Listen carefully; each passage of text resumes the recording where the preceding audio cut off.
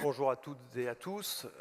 J'ai grand plaisir à participer à cette session avec un panel d'experts dans le domaine de la ventilation et je remercie tout particulièrement l'équipe du MAPAR de m'avoir invité à traiter de ce topo à propos du décutus ventral avec comme question quand et comment le faire chez les patients avec SDRA. Donc voici mes liens d'intérêt, aucun normalement, enfin, vous ferez votre propre idée, mais aucun qui devrait influencer ma présentation du jour. Le plan que je vous propose, c'est celui-ci. Pourquoi imaginer faire un DV? Comment? Chez qui? Et quand? C'est une question souvent sous-évaluée dans la littérature, sur laquelle nous terminerons. Alors pourquoi le DV? Tout a commencé dans les années 70, comme souvent en ventilation d'ailleurs, et en particulier en 1974 avec Charles Bryan qui faisait l'hypothèse physiologique en se rappelant l'abdomen comme une colonne de pression qui allait influencer finalement la capacité du poumon à s'expandre et qui avait noté que ce gradient de pression, il était largement en défaveur des régions dorsales qui allaient être moins bien ventilées lors d'une insufflation, que les régions ventrales. Et il avait proposé, émis l'idée que les patients puissent en bénéficier. Il a fallu attendre quelques années plus tard pour que des premiers patients avec SDRA soit mis effectivement sur le ventre. Ce premier papier en 1976 qui a été rapidement suivi par une nouvelle série de cas quelques années plus tard avec d'emblée des investigateurs qui notaient une amélioration de l'oxygénation. Ça c'était assez notable chez la plupart de ces quelques patients. Et puis les infirmières et les équipes soignantes qui notaient d'emblée une grande capacité au décutus ventral à favoriser la toilette bronchique, le drainage des sécrétions. Et ça c'est les infirmières qui le notaient déjà en 1976. Alors depuis cette période jusqu'en maintenant 2024, beaucoup d'études se sont intéressées au DV en général, qui sont accumulées au fur du temps, et petit à petit on a un peu mieux compris finalement que pouvait apporter le DV sur un plan physiologique, et notamment chez les patients avec SDRA. Le premier effet théorique, ça ne veut pas dire qu'il va être présent chez tous les patients bien sûr, mais c'est un effet sur l'oxygénation, un effet d'amélioration de l'oxygénation. De façon assez basique, un des premiers effets qui a été observé, notamment grâce aux études scanographiques, ça a été une redistribution des condensations pulmonaires des régions dorsales qui allaient se redistribuer vers les régions ventrales une fois que le patient allait être mis sur le ventre. Alors, il y a la gravité, bien sûr, qui peut expliquer cet effet, puis aussi le poids, la masse de l'œdème pulmonaire qui prédomine au niveau dorsal et qui va aussi aller dans le même sens que la gravité.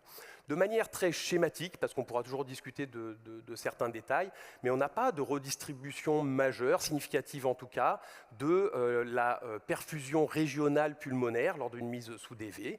Et si on améliore la ventilation des zones dorsales, les zones dépendantes du poumon, alors qu'on maintient la perfusion pulmonaire au même niveau, on va de fait réduire le shunt intrapulmonaire et apporter une meilleure adéquation des rapports ventilation-perfusion chez ces patients, expliquant une partie des effets sur l'oxygénation. Ce potentiel de recrutement des régions dorsales, il est d'autant plus important que d'un point de vue volumétrique, ces régions dorsales représentent une plus grande région que la partie ventrale. Et donc, on peut théoriquement recruter davantage de volume à ce niveau-là. Vous le voyez schématisé ici sur ce schéma d'un article de Luciano Gattignoni. On peut monter vraiment jusqu'à 60% dans ces régions dorsales lorsqu'on est ventilé en DV, alors que nos régions ventrales vont probablement n'être aérées qu'à 39% environ. Alors bien sûr, ce potentiel de recrutement dorsal, il est à mettre en balance avec le risque, quelque part, de condensation des régions ventrales lorsqu'elles se retrouvent en bas, quand on est en DV. Et c'est que lorsque ce recrutement dorsal est supérieur aux condensations ventrales qu'on va effectivement avoir un recrutement alvéolaire, qu'on pourra voir et observer et objectivé plutôt par une amélioration de l'oxygénation, mais aussi par une diminution de l'espace mort et une diminution de l'APA CO2. Il y a également d'autres phénomènes, je ne vais pas trop m'étendre dessus, mais qui favorisent cette homogénéisation finalement de la ventilation pulmonaire lorsqu'on est en DV par un meilleur matching, une meilleure adaptation de la forme des poumons dans cette cavité pleurale au niveau de chaque hémithorax qui est triangulaire avec un sommet vers l'avant, et tout ça en décutus ventral va favoriser encore une fois cette ventilation de ces régions ventrales et aboutir in fine à une amélioration d'amélioration de l'oxygénation. Mais l'effet, il n'est pas uniquement sur l'oxygénation, et les études plus récentes avaient montré également que finalement, la compliance et la rigidité de la cage thoracique au niveau de sa région antérieure, au niveau du sternum, au niveau des arcs antérieurs costaux, cette rigidité, elle est beaucoup moins importante que nos régions dorsales, et notamment représentées par la colonne vertébrale.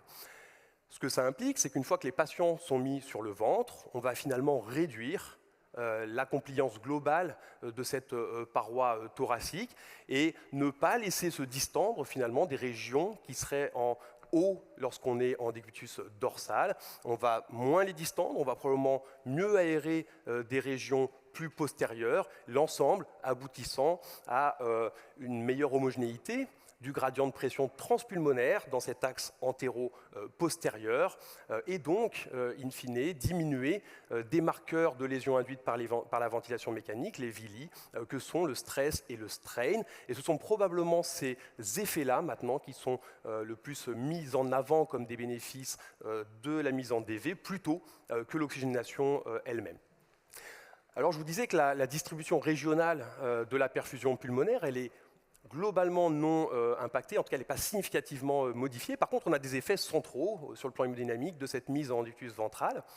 En particulier, un retour veineux des organes abdominaux et notamment de la circulation splanchnique qui va être favorisé, qui va se traduire par une augmentation de la pression veineuse centrale, du volume sanguin circulant. Une diminution également des résistances pulmonaires, et donc finalement une diminution de la post-charge du ventricule droit et potentiellement, chez un certain nombre de patients en tout cas, ça a été bien objectivé, une amélioration de la fonction cardiaque droite chez les patients en SDRA mis en décubitus ventral. Il y a aussi d'autres phénomènes qui peuvent se rajouter, notamment l'augmentation du retour veineux pulmonaire qui, lui, peut permettre à certaines régions de passer d'une zone de West 2 à une zone de West 3, en pratique des régions qui vont être mieux perfusées et si on a une meilleure ventilation, une meilleure perfusion, on aura de fait également une meilleure oxygénation. Alors il y a d'autres effets potentiels. Le principal, je l'ai mentionné déjà tout à l'heure, il avait été observé dès 1976. C'est le drainage des sécrétions. C'est très mécanique hein, comme effet, la mobilisation et le drainage de ces sécrétions. Alors certains articles sont un peu plus provocateurs en disant que peut-être ça diminuerait le risque de pneumonie associée à la ventilation mécanique. Cette méta-analyse, elle est souvent prise comme exemple par les personnes qui disent ça. Bon, vous voyez qu'on est à la limite hein, de la significativité, mais on a peut-être un effet protecteur. D'autres études, mais ça reste des petits effectifs, des choses très exploratoires, avaient montré une diminution de l'inflammation alvéolaire. Un certain nombre de cytokines dans le LBA avait été dosé, notamment dans l'étude de Laurent Papazian, avec une certaine diminution. C'est des résultats qui restent bien sûr à confirmer sur de plus larges cohortes. Il y a probablement d'autres aspects un peu plus spécifiques et des bénéfices particuliers chez les patients en ventilation spontanée, cette fois, et ça c'est des choses qu'on a plutôt découvert ou redécouvert à l'occasion de la pandémie Covid. Le confort va être amélioré, certains paramètres de mécanique respiratoire également, et c'est surtout le travail respiratoire des patients en ventilation spontanée qui est diminué lors de leur mise en décubitus ventral.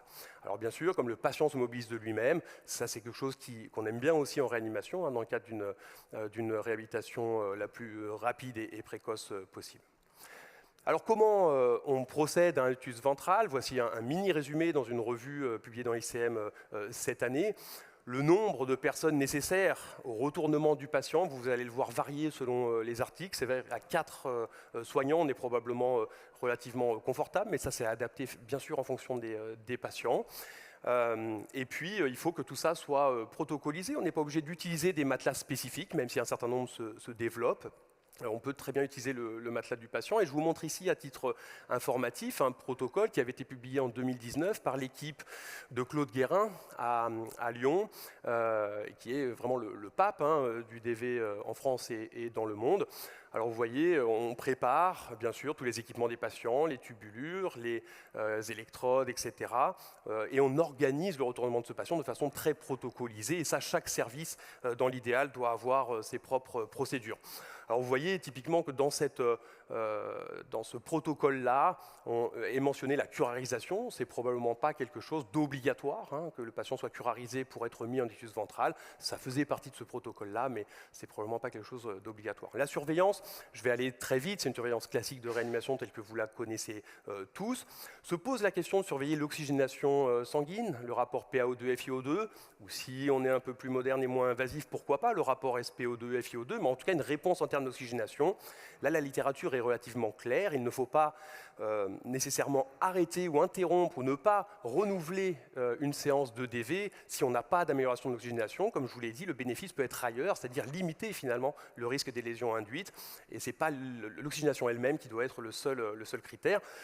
Toutes les complications imprévues, mais qu'on peut essayer de prévoir malgré tout, et qui sont vraiment des choses très mécaniques, hein, une extubation accidentelle, une mobilisation de sonde avec une intubation sélective, une hémoptysie, un arrêt cardiaque, enfin, tout ce qui va nous faire réagir assez vite et probablement remettre le patient sur le dos.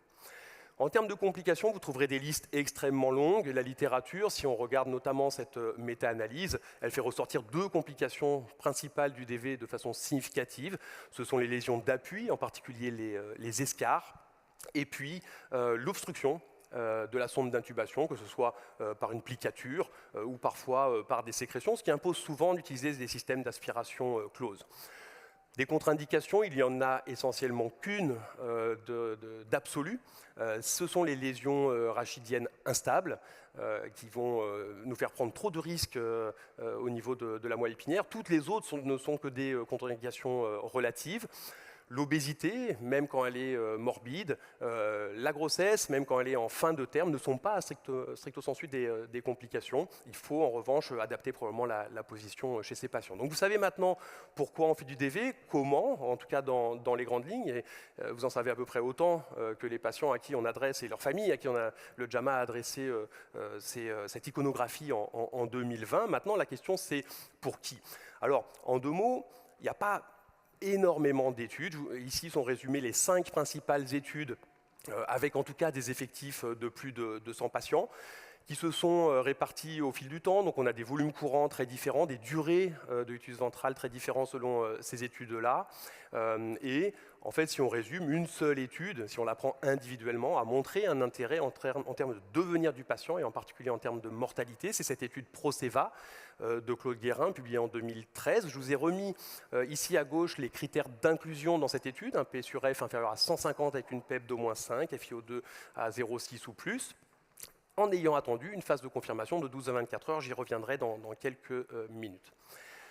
Si on veut schématiser actuellement et résumer les indications du DV, on a de la chance, il y a 2 recommandations qui ont été mises à jour ou élaborées cette dernière année. Tout d'abord, les recommandations de l'ATS, l'American Thoracic Society, qui, elles, n'ont pas révisé leur position sur le DV par rapport aux recommandations de 2017, et en pratique recommandent le DV chez les patients avec un SDRA sévère, donc un P sur F inférieur à 100 mm de mercure, pour une durée d'au moins 12 heures par jour, avec un niveau de recommandation fort, mais un niveau de preuve relativement modéré.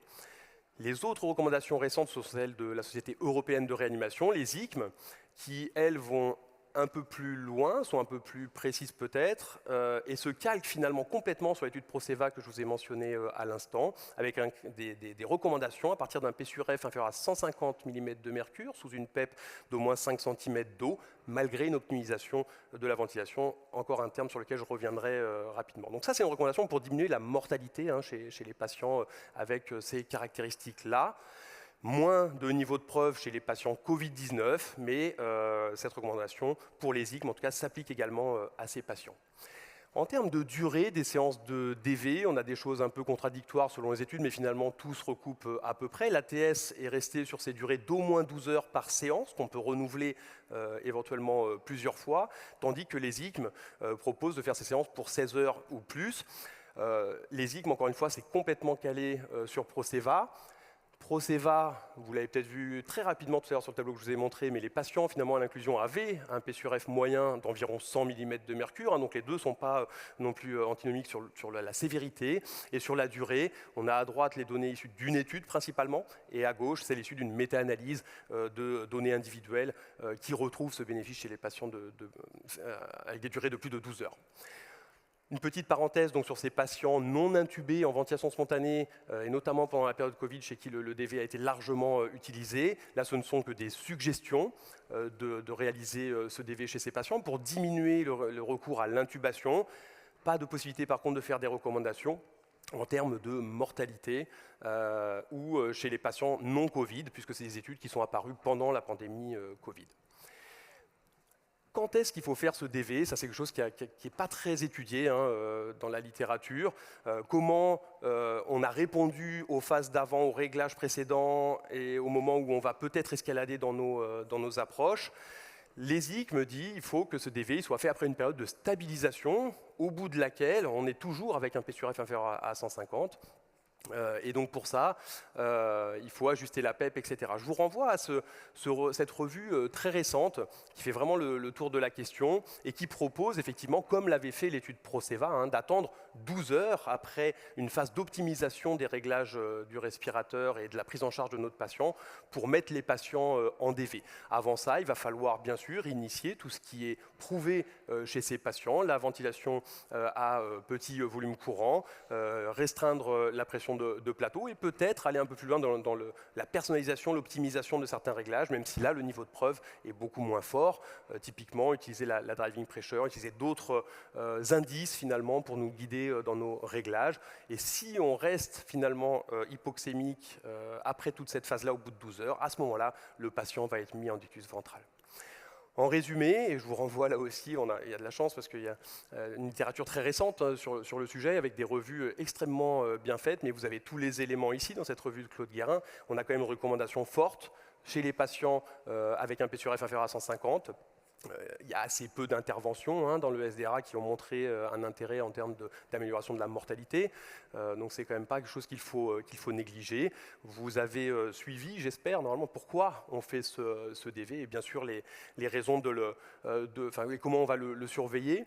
En conclusion, on peut quand même noter dans pas mal d'études, et on a l'impression quand même que c'est en train de s'arranger un peu avec le temps, mais que cette technique finalement peu coûteuse, qui améliore la survie, est probablement sous-utilisée chez les patients, en tout cas les plus sévères. Dans l'étude LungSafe, dans le tableau de gauche, vous voyez, c'est 16% au total des patients avec SDRA sévères qui bénéficiaient d'un DV. À droite, un papier de 2017 du groupe canadien de réanimation, où là aussi, on est sur des chiffres assez bas, entre 10 et 27%. Eolia, l'étude sur l'ECMO, on est là par contre sur des patients encore plus sévères. Le taux d'utilisation augmente un petit peu, 59%, mais ce n'est pas non plus 100% des patients pour quelque chose, encore une fois, qui a prouvé une efficacité et qui est relativement simple à faire. Alors bien sûr, on aurait besoin d'autres outils, d'autres indices pour essayer de peut-être mieux sélectionner quels patients. Est-ce qu'il y a des sous-phénotypes peut-être de patients avec SDRA qui répondraient mieux que d'autres? Pour l'instant, c'est le PaO2, le rapport PaO2-FiO2 qui fait foi. Est-ce que d'autres indices, d'autres outils d'imagerie pourraient nous permettre de mieux objectiver la réponse ou la non-réponse de nos patients à cette mise en DV, typiquement la puissance mécanique? Et puis, il y a des cas plus particuliers de patients chez qui on va craindre probablement un peu de faire ce DV. Les patients cérébro-lésés, les patients sous ECMO véno-veineuse. Il y a eu un papier de Mathieu Schmitt et de son équipe l'année dernière qui n'avait pas montré de bénéfice dans cette population spécifique d'ajouter le DV à l'ECMO, mais c'est quand même un champ qui reste ouvert. Et puis, est-ce qu'il y a des paramètres respiratoires particuliers qui vont optimiser finalement cette mise en DV, certains modes ventilatoires en particulier? Heureusement, pour essayer de répondre un peu à toutes ces questions et au-delà de cette question spécifique du DV, on a une session très riche et des orateurs qui vont nous apprendre plein de choses sur tous ces éléments et je vous remercie beaucoup.